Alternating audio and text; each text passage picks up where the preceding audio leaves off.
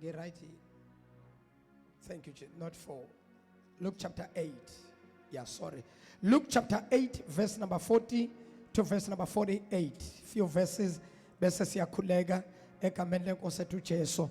Ngicela nibambe nayo into bazalwane. Ngithe mina from kuJuly bengilibele ngikhuluma ngama numbers singenele ku number 8 manje nayi into engifuna ukuthi niyibambe ngo number 8. Number 8 ngithe is a number of new beginnings. Number 8 prophetically spiritually means the new beginnings. Amagama number 8 inamba yeqalo zezinto ezintsha. There are new things ezizokwenzeka empilweni yakho. Na into engifuna ukuthi uyibambe. Number 8 is a month of power. Why we say number 8 is a month of power? Because number 8 fanele wonke umzalwane kule nyanga ka8 wonke umzalwane under Eagle Mountain Prophetic Ministries ngisho nabangibukele emakhaya kuzindawo ngezindawo. Number 8 is a month of power. Why I'm saying power? Because siyaku September, which is the 9th month of the year. Now number 9 inyanga yokudeliver, inyanga eyamiswa uNkulunkulu ukuthi owesifazana uzokhulelwa inyanga ezo8 kepha kulena ka9 inyanga owesifazane uzobe seyadeliver lokhu akukhulele. So now the church right now ibandla manje likhulelwe spiritual. Nikhona bazalwane. Spiritually the church is pregnant, but next month is a month of delivery. Now the danger ongayithola ungaphakathi kwayo ungakhulelwa spiritually kodwa uthola ukuthi next month you can't deliver. Why? Because you don't have power to push. Because owesifazane mayekhulelwe angakhulelwa kodwa into yakhe yokuthi le ayikhulelwe incike ekutheni fanele abe namandla wokupusha, the power to push, because you can be pregnant spiritually but find ukuthi you don't have power to deliver your miracle.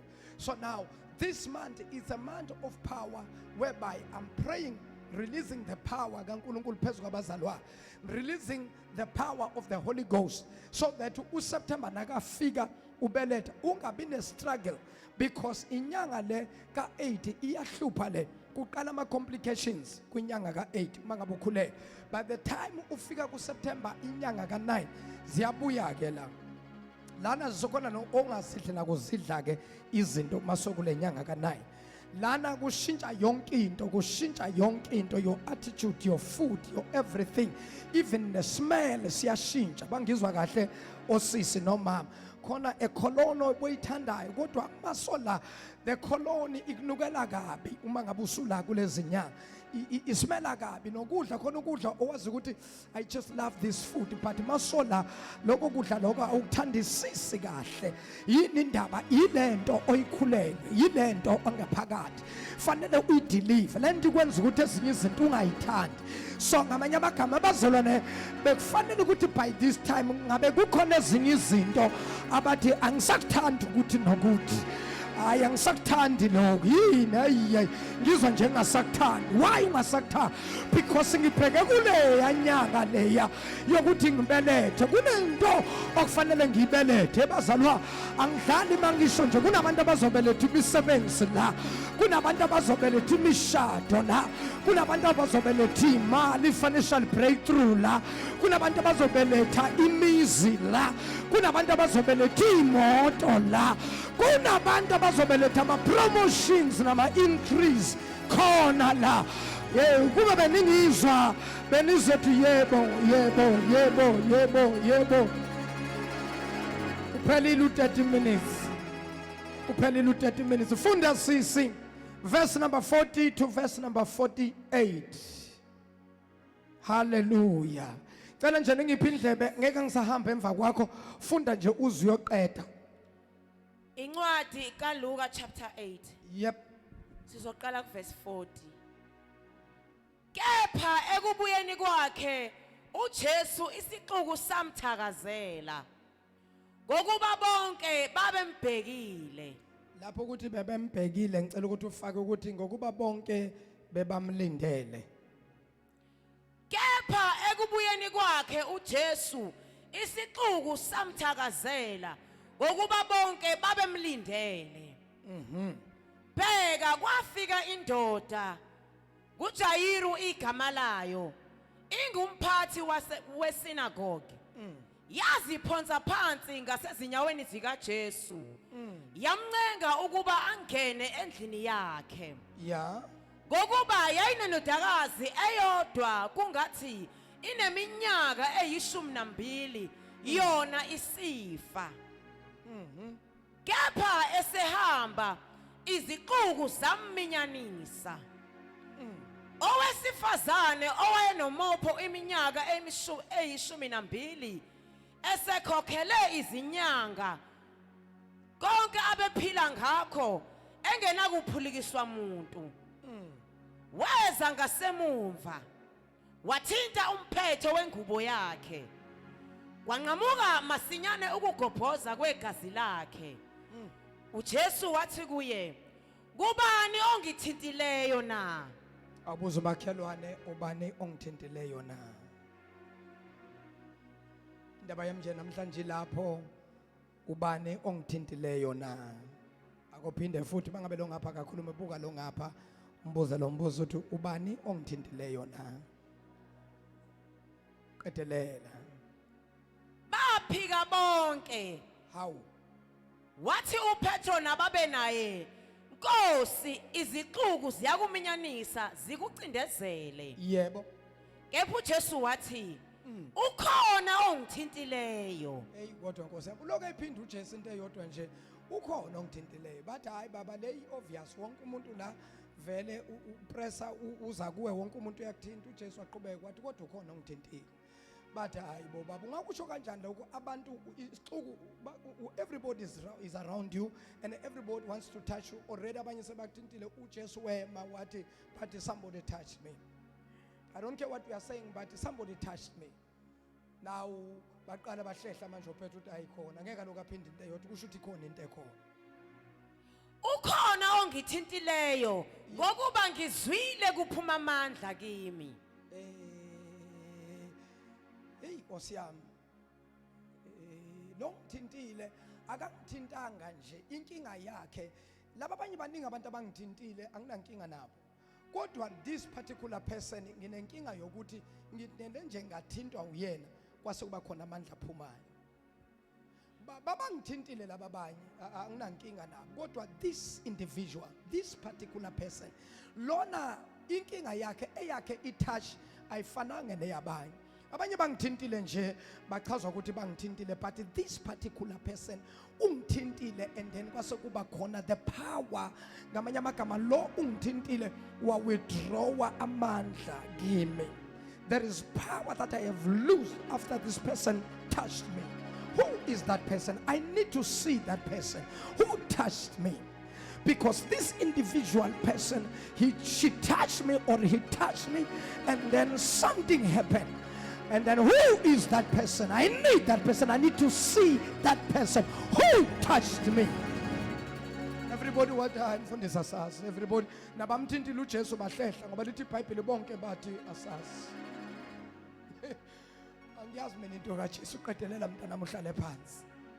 owesifazane ebona ukuthi akanakufihleka weza ethuthumela Ayo ke inkinga ke yalomama ngoba uJesu lokho ekubuzile umbuzo and kwabuzwa umbuzo nibaningi kodwa wena mnikazi wendaba uwazi ukuthi leyo nto yenziwe yimina kuthi abazalwane ubani owenza ukuthi nokuthi lapha ethula umuntu ethi tu abazi kahle ukuthi hey yazi mina lo bantu babuzana bathi hayibo baningi abantu abenza leyo nto why kuzobuzwa abethi lo obuzayo kodwa kunomuntu owenza ukuthi la ubani lo wena owaziyo ukuthi mina engenze lento unembeza inhliziyo uvalo luthi gu inhliziyo engathi ngaphuma ngomlomo so nakulo mama kwaku the same thing lo mama kwenzeka the very same thing uJesu lokho ebuza umbuzo uthi who touched me she knew very well ukuthi she's the one but naye wayethi it can't be me everybody is touching him but deep down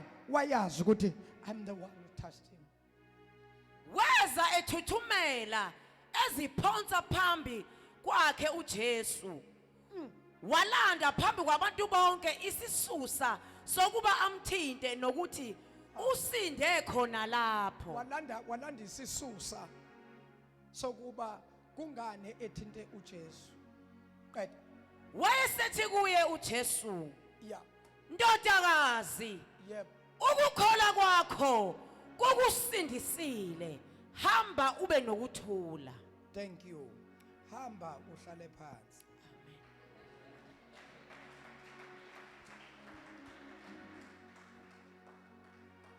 Asibuyeni bazala. Isikhathi sami very against me. But I want to create a picture so that everybody, because number one, iBhayibheli kahle this book ayifani nezinye incwadi. This one is a living book. But yet other books they have stories, but their stories are dead. But this one inendaba noma inezindaba eziphilayo. This is the only living book. Other books they are there with their stories, but their stories are dead. But this one is a living book. This one is the word of God. This word is alive. Now, if this word is alive, allow me to take you back, because uku understand uqonda kwethi iBhayibheli nagendlela esizwa ngakhona akufani, kanti futhi nokholo lwethu alulingani. Kukhona abakholwayo kakhulu, faith yabo is sky high. Kukhona abakholwa ukholo labo luncane, kodwa still lokholo luncane lolu bayalisebenzisa. Now angenza iBhayibheli liphile noma isikhathi sami singasavumi, kodwa ngicela ningiphe indlela. Now this is a story. Number one, the start of the story, this is where the story starts. There is a man called Jairus by his name. Now uJairus lo wayengumgcini wetempeli. Amagama uJairus ngolwimi lanamhlanje ufana nobaba lohlala lapha endlini undabezitha. Ubaba undabezitha uyena ophatha okhiya balapha kule sinagoge esikhonzela kulo. Undabezitha lohlala lapha uyena ovulayo avale la makunama service. So now uJairus naye ke wayengumgcini weyikhiyo zasesinagoge. Na wayehlala lapha anomndeni. Now uJairus ukhulelwa untombazana.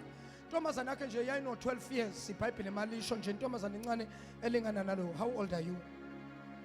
You are 12 years. Come here. Quick, run. Run like you are seeing a snake. Go upstairs. Run. Now, yeah, exactly 12-year-old. What? Now, uJairus unondodakazi olingana exactly nalo. Now, uyagula lo mntwana. Ubathe uJairus uyazama ubeka amanzi wenza lokhu uyathotsha wenzani i-body temperature is high, uyagula umntwana, uyacomplicate, uyagula. Now uJairus amlalise, mayesuka mayeqeda ukumlalisa athi inkosikazi ngiyabuya ngisayobheka ukuthi ngingemthole yini umfundisi abuye azokhulekela ingane. Now uJairus uhlangana noJesu. uJesu uhamba nesixuku sabantu. uJesu uhamba nabafundi bakhe. uJairus lithi iBhayibheli eze enyaweni zikaJesu afike ayilahlele enyaweni zikaJesu. Afike athi mfundisi ngikhulelwa yingane ikhulela ukufa.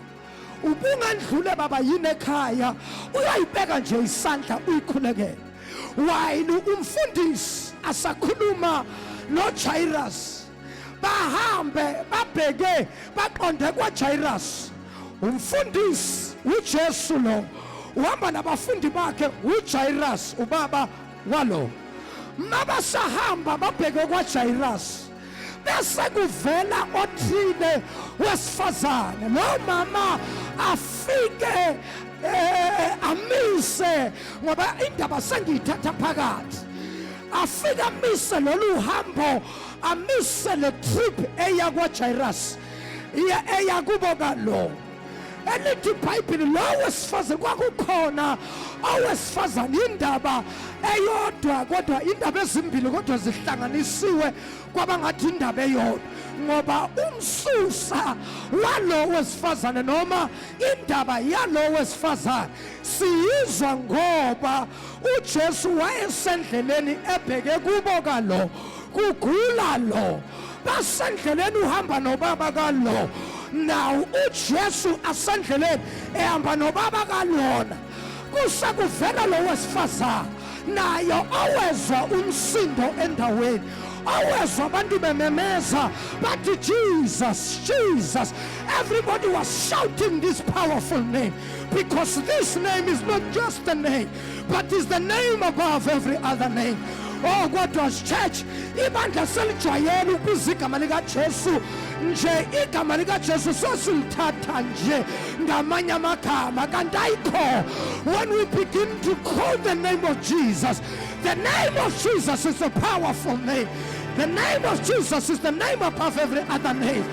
Above name in heaven, above name on earth, under the sea, under the water, there is no name that is given to man that is so powerful, because other names, when we call those names, nothing is happening.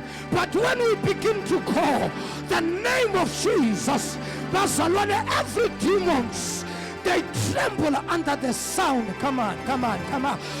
Every demons, they tremble under the sound of the name of Jesus, because this name is not just an ordinary name. This name is an extraordinary name. Mandola Bosaya. Oh, come on, Bossa. Oh, church, wake up. The hour, the hour, the hour, the hour now. The hour is the hour whereby the church has to understand things that works for us, things that benefit us. The name of Jesus, lilodwa nje. Igama lika Jesu lilodwa nje, lona nje, lona nje, lona. Singakangena emthandazweni, singakathandazi, just the name of Jesus. The name of Jesus lilodwa nje. Little Bible, when we begin to call, when we call the name of Jesus, demons, demons, demons, demons, demons, demons, demons, witches, yabangwele, igama lika Jesu nje lona lilodwa, masilibiza amadimona yahlehla.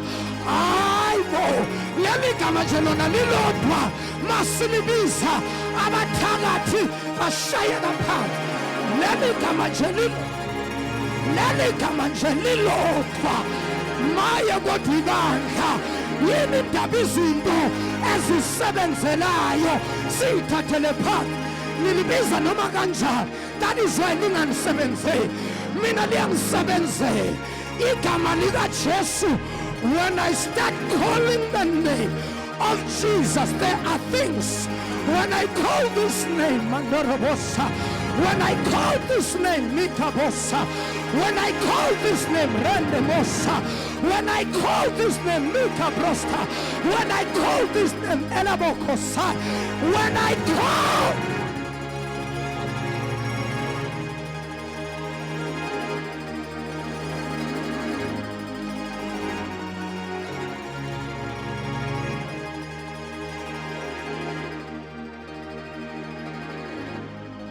familia emasontweni baze badlale ngalo Jesus.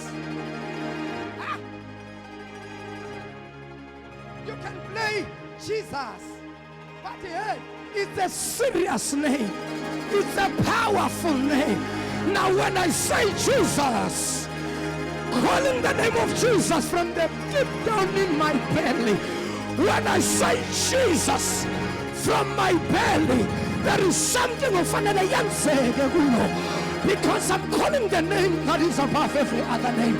I'm calling the name. I'm calling the name.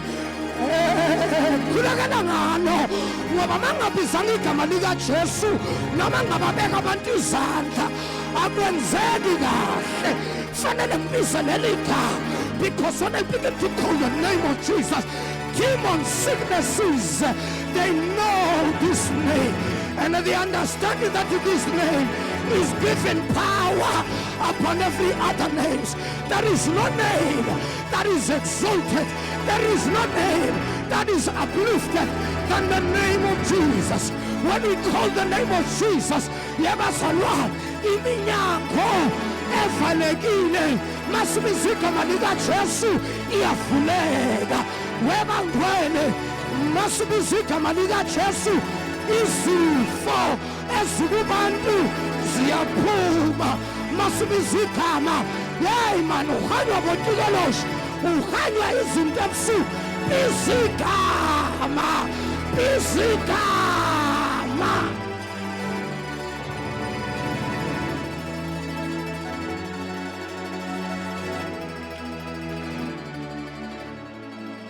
uJesu hamba noJairus. Yeah. Hayi man kwenzakala. Hey mfundisa ngasi. Ivele complicate ingane yagula. Ibeka izandla yashisa iyajuluka angazi ba. Bathi uJesu okay no it's fine. That's how. Now Jesus on his way to Jairus' house to pray for this little one. There comes a woman who had an issue of a blood for 12 years. This woman, she has this issue for 12 years. She used to cover herself with clothes because of this problem.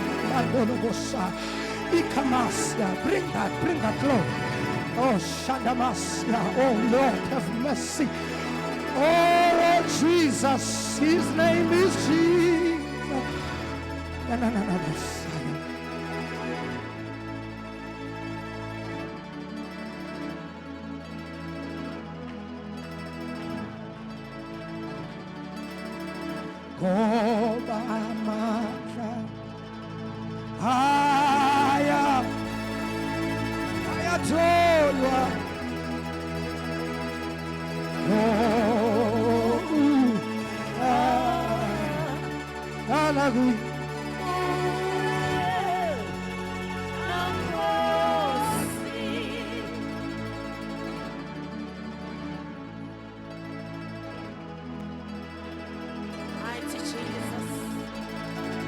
Hallelujah.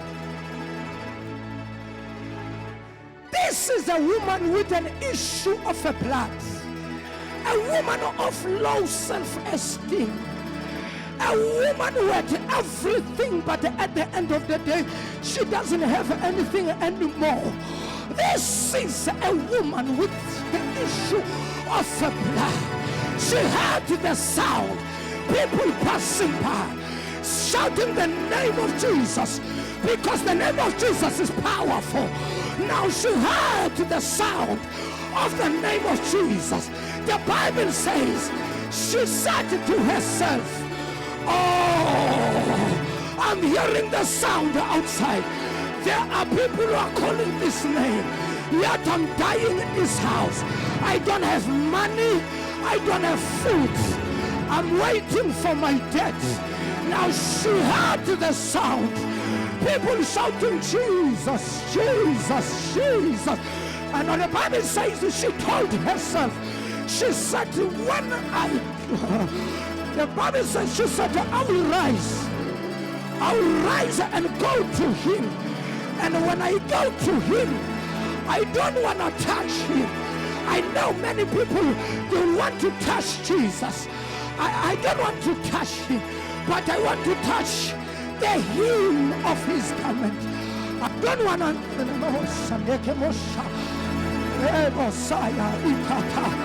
Lithi iBhayibheli uJesu phakathi kwesikhulu uhamba noJairus, bonke abantu babefuna ukuthinta uJesu.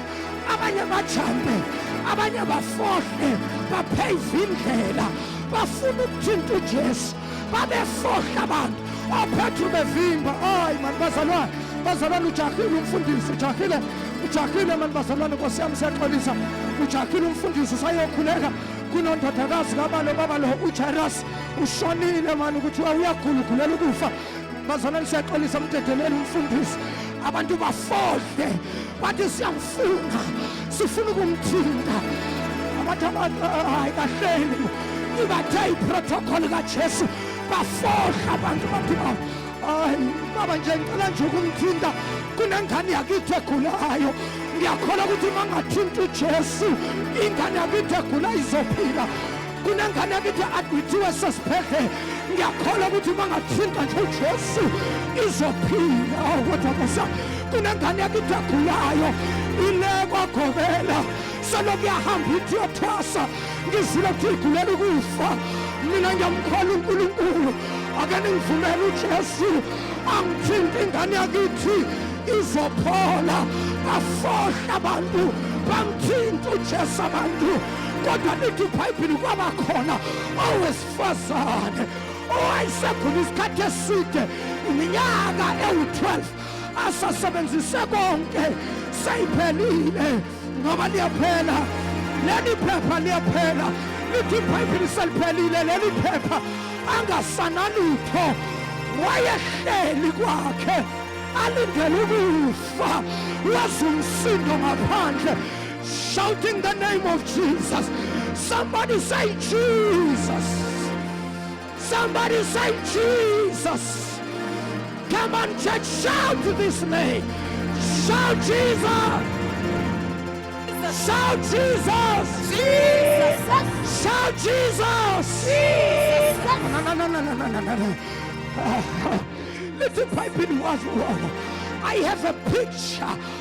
The Bible doesn't say many things about this woman, but I'm having a picture of this woman wearing the clothes, saying to herself, I will go to him. I don't know why I buge esibukweni yini lo mama Nkosi yami.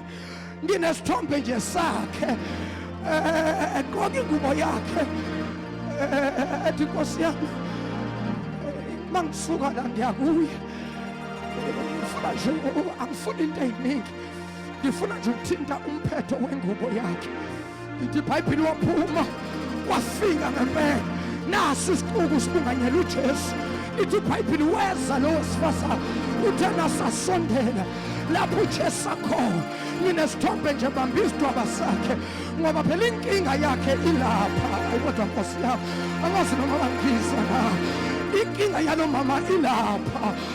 Sondela lo mama ngoba lithi iBhayibheli mangilifunda kwincwadi yeNumbers, lithi iBhayibheli the life of the creature is in the blood. The life of the creature is in the blood. Umphefumulo wesilwane usegazini. Now in this case, this woman, she's losing blood, not for 1 week, not for a month, not for 12 months, but for 12 years. She's living under this condition. Every day, every night, this woman, she had this thing for 12 years. Wahamba waya kodokotela wathola ama-specialist angakhona, wahamba wayezangomeni wayenyange azange khona nazo zahluleka. Kodwa lithi iBhayibheli ngelinye ilanga inkosi yokuthula, inkosi yokulunga yangena kulo muzi. Yathi nayingena kulo muzi waya lo mama wafika la uJesu akho. Lithi iBhayibheli isiquku sasibunganyela uJesu, wasondela lo mama ebambe isidwaba sakhe, ehamba kancane ethayima ama-steps akhe. Ngoba umzalwane oya kwi-breakthrough yakhe uyawathayima ama-steps akhe. Uyathayima ukuthi unyathela kanjani, uyathayima ukuthi ubuka kanjani, uyathayima ukuthi udla kanjani. Akahle noma ngabe yini. Kodwa Nkosi yami ukhona ongizwayo yini? Wasondela lo mama, wasondela wathi nasobona ukuthi sengiseduze. Abantu abamnakile banaka uJesu. Wonke umuntu ufuna ukuthinta uJesu, wonke umuntu ufuna nethi nje the touch athinta uJesu. Lithi iBhayibheli azazi ukuthi yena kafanelwe ukuba phakathi kwabantu ngenxa yesimo sakhe.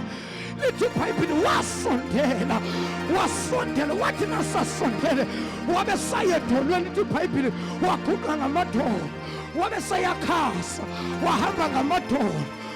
Abanye abantu beme ngenyawo, wakhasa ngamadolo lo wesifazane. Lithi iBhayibheli wakhasa waze wafika, wavela ngasemuva. uJesu beka abantu izandla, abantu bayamthinta. Ngimthintile yazi ngimthintile uJesu, ngeke isigeze isandla sami inyanga yonke ngoba ngithinta uJesu. Bamthinta uJesu, kodwa lo wathi nakafika wafika wavela ngasemuva. nginesithombe ebona iy'nyawo zoPetru, ebona iy'nyawo zoJohane. Wathi nakafika kwezikaJesu wathi lezi ayifani liza, hayi kodwa Nkosi yami, ngoba lithi iBhayibhili maye zinhle iy'nyawo zabashumayela ivangeli, zinhle iy'nyawo zethu.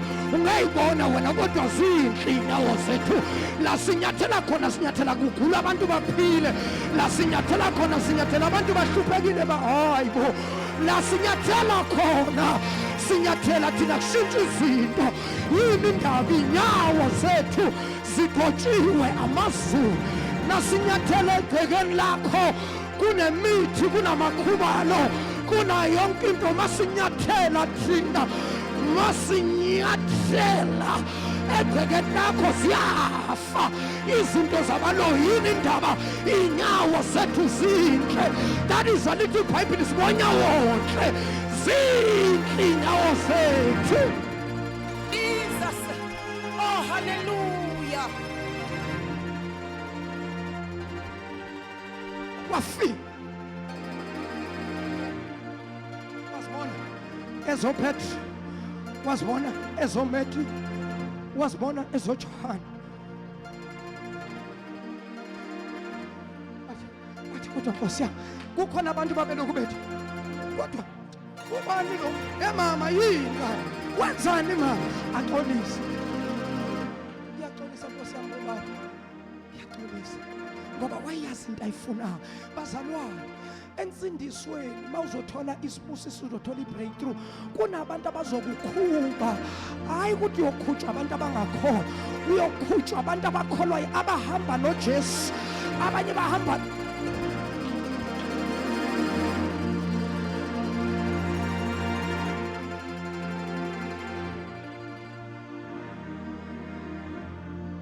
kuJesu, ngoba yena ngesiqu akasekho usezulwini, kodwa ukhona phakathi kwethu ngomoya. Uhamba nabo Tshabalala manje. Sometimes ungokhutshwa obaba, ukhutshwe abantu abaseduze noShabalala. Uze nawe ukholwa ukuthi yabona mangilinyazwe yilaba abaseduze ngoba uShabalala kusho ukuthi ayivele noma uShabalala uyayiphasisa lento. Kodwa praise God, ngiyabonga nhlanhla angaze ngizwe complain abazalwane bethi awu naku sesolinyazwa ofikile honhlanhla obani bani. Hayi angayizwa, hayi ngayizwa, ngicela nibashayeleni izandla. Hayi angezwa.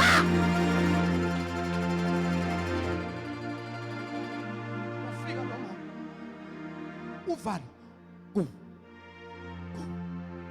go inhliziyo kathi iphuma ngomlomo. Why elovalo lungaka? It is because number one, uyawazi umthetho kaMose othi owesifazane onalenkinga akafuneki phakathi kwabantu, kumele abe kwi-isolation, abe ku-quarantine, ahlale kuleyo ndawo until kuno Sunday school. Bomama ney'ntombi niyangizwa, owesifazane onalenkinga akwazi ukubeka izinto njengoba zinjalo, kuney'ngane la language. Ngokomthetho kaMose, uma ngabe owesifazane ela kuleze nyanga fanele quarantine, akathinti lutho, akapheki, akenze lutho, fanele ahlale until kuze kuphele abe right, then bese yabuya. Now this woman okwakhe kwaqala kwaba ngathi yilezo ikhathi lezo, laphela iviki, yaphela inyanga, zaphela inyanga, waphela unyaka, yaphela iminyaka, yaze yaba u12. Kuloku kuye nje unalenkinga, ufika kuJesu akasana mali, akasana lutho, naye usezacile, useduze neweight. Wezwa ukuthi uJesu khona, wafika wathi kodwa Nkosi ngizokwenza njani? Ngoba uma sekuseduze ukuthi uthole ibreakthrough, mawuthi uthatha istep sokugcina sefake, usathana uzothi lalela, akufanelekanga ukuthi ngabe lapho. Mabangakuthola nje bayokukhanda ngamatshe bakubulala, umthetho wawusho njalo. Kodwa lo mama wafohla, wathubeleza, wenqa ngisho nomthetho obobekiwe, wawujampa umthetho. Ayi kodwa uJesu, ngoba umuntu makafuna iblessing, ibreakthrough yakhe, umthetho, ama-boundaries abekiwe, uyawajampa ngoba ngiyayifuna lento.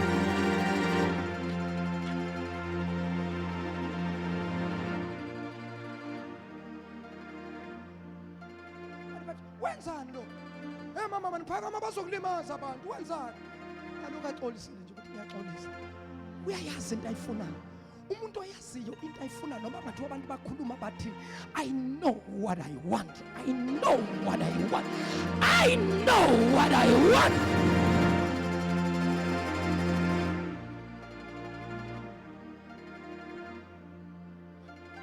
Wakhuphuka ngeenyawo. What? Nkosi yami uyena. Kodwa ngenze njani?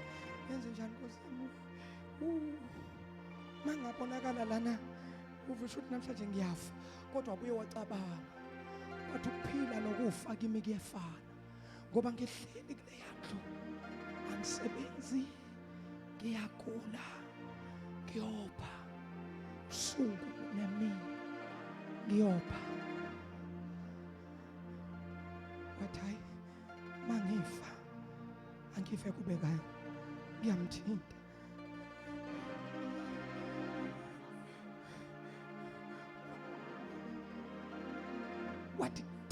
Wathi nakasivala isandla sithi,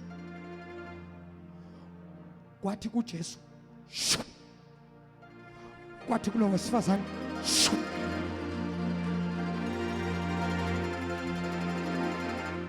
kwathi kuJesu aphuma amandla, kwathi kulo wesifazane kwanqampuka ukopha. Wathi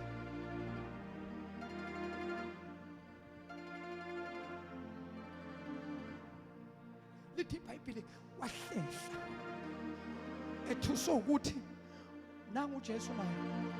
Usethi uJesu, wo kahle manini, ukhona ongithintile, ukhona lo ongithintile. Hayi uPetru wayeshesha ukuphendula. uPetru wathi kodwa mfundisi, ungasho kanjani baba? Baningi abantu abalokhu bacindezela bonke bafuna ukukuthinta. Sebabaningi nje abakuthintile. Sebaningi abakuthintile. Wathi uJesu, no, somebody touched me. Wathi uPetru, yabona mase phinde kwaze kwaba kabili, kusho ukuthi ikhona into enkulu. Wahlehla uPetru wathi hayi, ayisengangami. iBhayibheli uJesu ababuka bonke isixuku. Wathi ukhona ongithintile. Abuka isixuku emehlweni, around nabo. Somebody touched me. Ngizwile amandla ephuma kimi. Ufa lokuleso sikhathi lo wesifazane lathi wathi Nkosi yami ngenzeni kodwa. Wajikeleza uJesu, wajikeleza. Lithi iBhayibheli enganakuzifihla lo wesifazane. Wathi nakajika uJesu wahlangana naye. Wathi ndodakazi, kholo lwakho lukusindisile. Woza. Ithi iBhayibheli ethukile weza. Wabe sathi ngiyaxolisa baba, ngicela ukuchaza. Wathula uJesu, wathulisa isixuku sathula sathi tu. Lithi iBhayibheli bese yachaza. Wathi bengaqondile, nginenkinga, sekuphela iminyaka ya-12, ngilahlekelwe yiko konke benginakho, nemali ayisekho. Ngibuya kodokotela, ngibuya ezangomeni, kodwa ukuphila nguthola.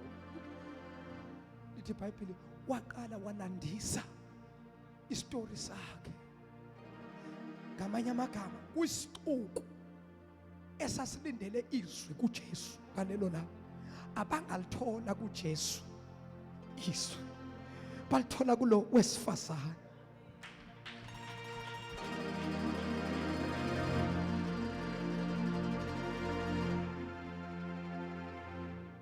Cela ukuvala ngesikhathi. Talitha, igama lakho noTalitha. Uba igama lakho? Talitha. Yaphiwa umfundisi, akamfundisi. bafundisa ukuphika namhlanje uThalitha. uThalitha. Yeah. Bafundise hake. Yeah, hamba uhlala phansi mntana. Ake sithi part 1. Hayi ningizwanga. Asithini part 1. Don't miss part 2 next week about her.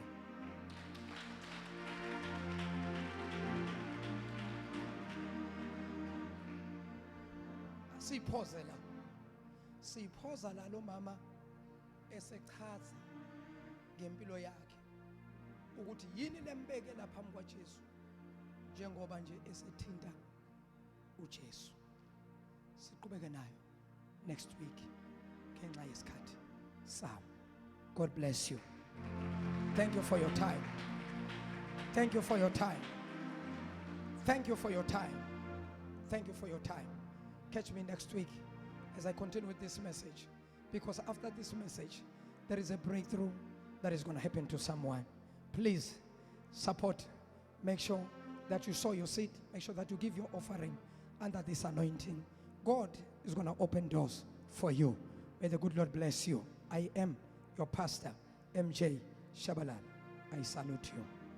God bless you.